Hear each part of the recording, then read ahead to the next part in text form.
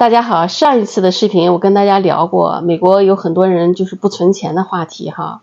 就有朋友问我，听说美国人没有赡养老人的义务。那么今天呢，我就跟大家来聊聊这个话题吧。在中国呢，养儿防老的思想是根深蒂固的。那么在这方面呢，美国人是不是也有这种观点呢？实际上，中西文化在这方面的差异还是比较大的。美国人真的就没有子女赡养父母的这种观点吗？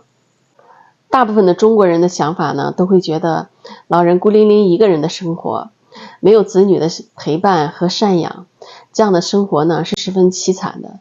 但是在美国，他们可不是这么想的。父母认为孩子是上帝赐予自己的礼物，是爱情的结晶，把孩子抚养成人是父母的幸福，同时呢，也享受着孩子成长过程中带给自己的幸福生活，并不认为这是家庭的负担。当然了，父母在老了之后呢，也不要求孩子来回报自己。从这里能看出来，对于生育、养育的理解和中国人真的是完全不同。当然，我们作为子女要理解父母在养育我们长大的过程中的陪伴、付出和付出的爱，是值得感恩、应该感恩的。在中国人传统的观念中，很多人都会认为老了能与子女和孙辈们生活在一起，享受天伦之乐是十分幸福的事儿。但是呢，很多的美国人并不这么想，他们认为与成年的孩子生活在一起会让双方都会受到约束，希望大家都能够有独立的生活空间和隐私。在美国，父母为家庭和孩子的牺牲远没有中国人那么强烈。现实生活中，与成年的子女生活在一起，确实会发生各种各样的矛盾。这个观点呢，我也是赞同的。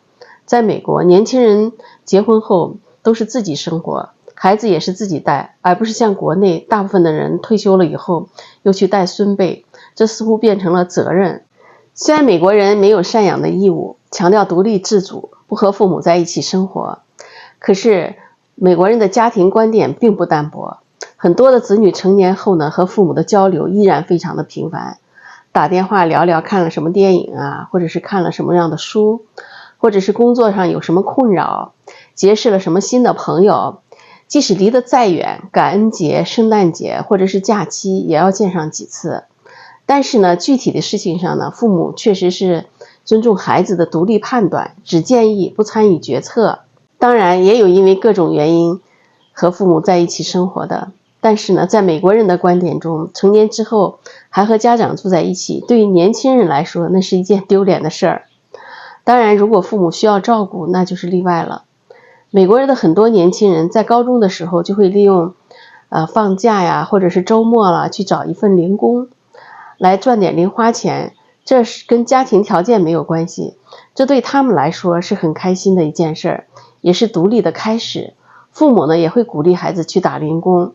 美国有较为完善的养老制度，当然呢，再好的养老制度也离不开辛勤的工作所带给自己的福利。所以啊，很多的美国的老人啊，到了退休的年龄，他们依然在工作。一方面呢，是真正的喜欢工作，愿意发挥余热；更多的人呀，是为了多赚点钱，好让自己能过上一个更安定、富足的晚年。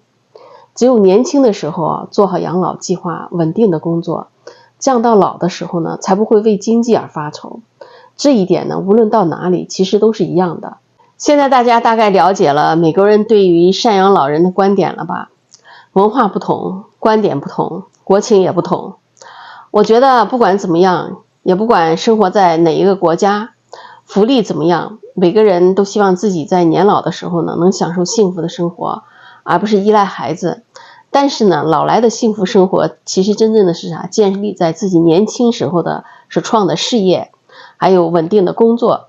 这样呢，在晚年的时候才能真正过上属于自己的幸福生活，这才是最关键的。大家说是不是？